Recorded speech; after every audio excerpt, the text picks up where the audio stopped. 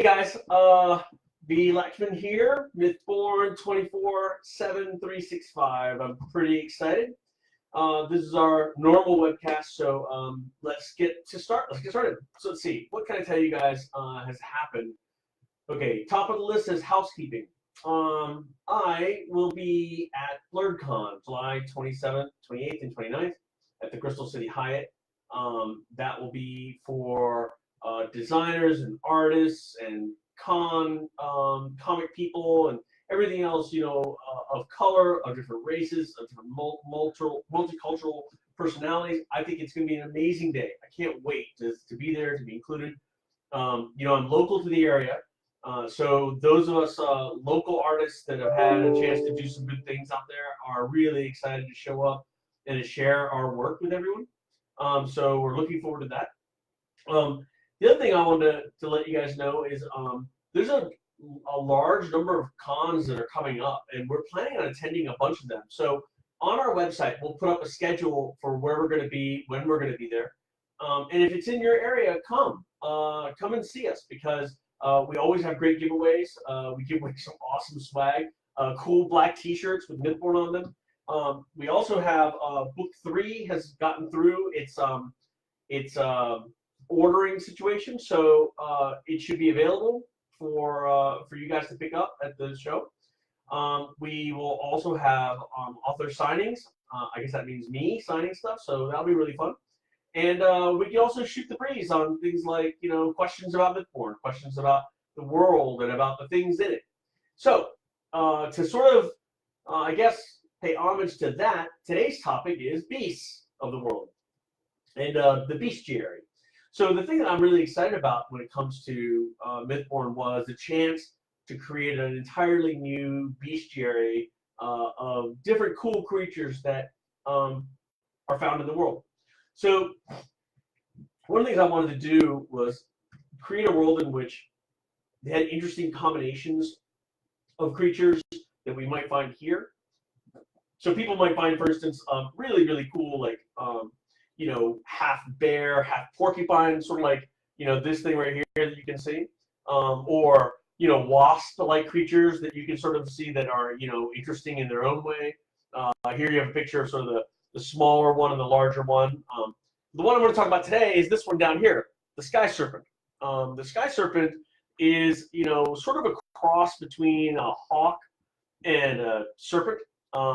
It flies through the air when it's young. When it's older, it more glides very close to the ground. It's incredibly fast, incredibly deadly.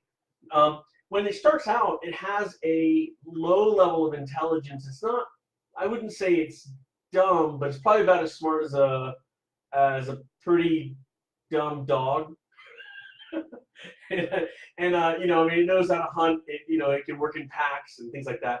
But as it gets older, it starts to gain in intelligence, starts to gain in its overall understanding of the world. And it's said that, at older ages, we're talking several hundred years onward, it even has a command of language to some extent. I think in the book, I first introduced the sky serpent in depth when Kisan, as a young girl, had been attacked. Her family had been butchered, and she was living by herself out in the forest. And what you see is a small baby chick in the scene. That small baby chick is is basically making a lot of noise. And when a sky serpent comes to investigate, Kisan cuts it out of the air and then cooks it up for herself and this little baby direhawk that she's raising. So she's living off the land. She's living by herself. Essentially, she has nowhere to go, and so she's trying to stay alive the best way she knows how. She's already exhibiting certain parts of the power of the way, in the fact that she can take on a sky serpent and kill it. Not a full-grown adult one, but these are sort of the medium ones in between this tiny little baby and this little larger one. There's a medium-sized one that does some neat things too. One of the things that's cool about it is she uses these direhawks as bait, and these sky serpents end up getting, coming in to try and get the direhawk, and then she'll kill it for food. But when she's reading up on sky serpents in general, that I said earlier, there's a part where they get you know, command of language. And I think the line in the book goes something like, um, no, no intrepid, you know, language expert has survived the meeting long enough to have deciphered exactly what the language means.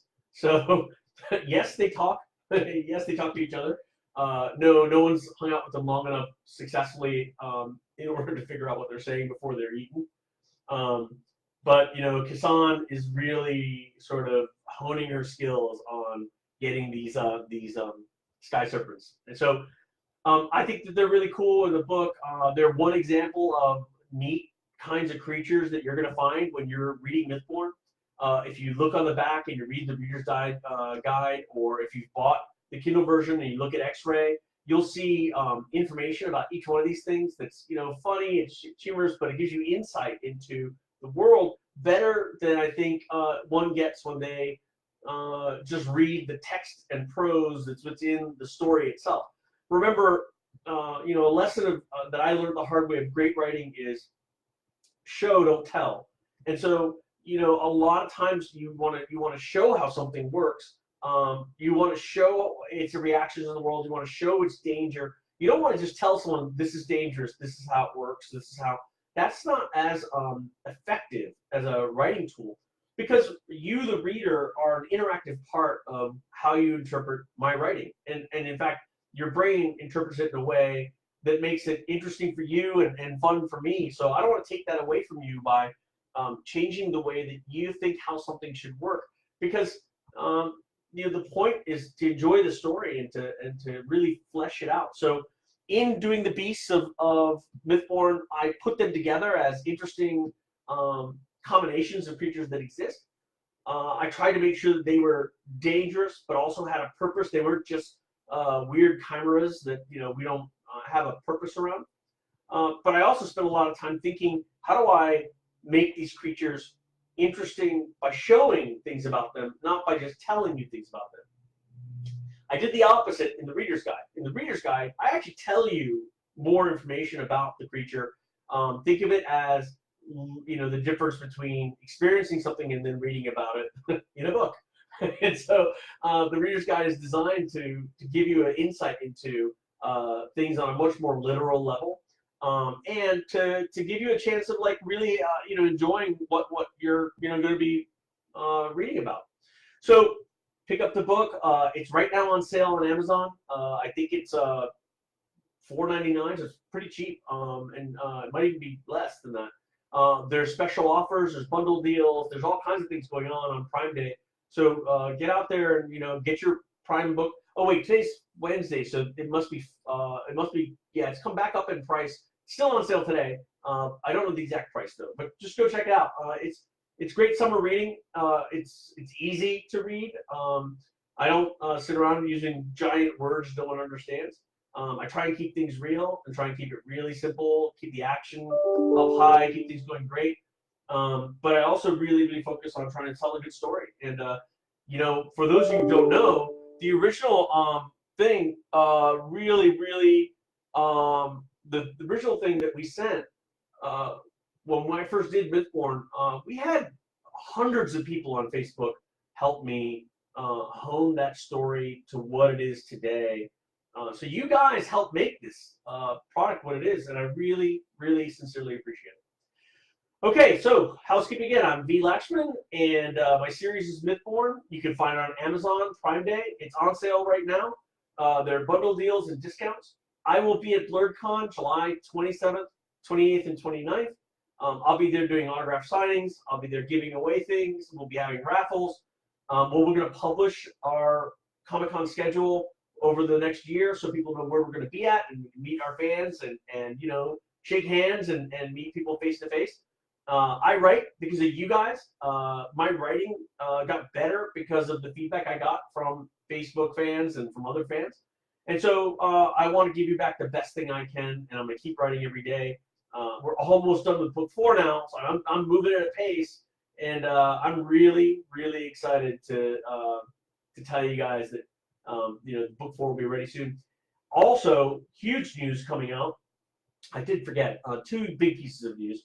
head over to our website in the next day or so, and you should be able to hear a preview of the audiobook. I'm trying to get it working. Right now, it may or may not be working yet, but as soon as I get it up and running, we'll shoot out some kind of announcement. But just go check periodically. It's not a big deal. Like our page. It's over here. I got that right now. It's like our page over on this side.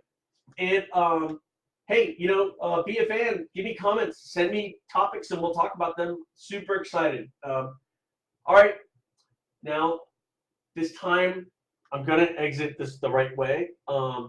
So Mythborn 24/7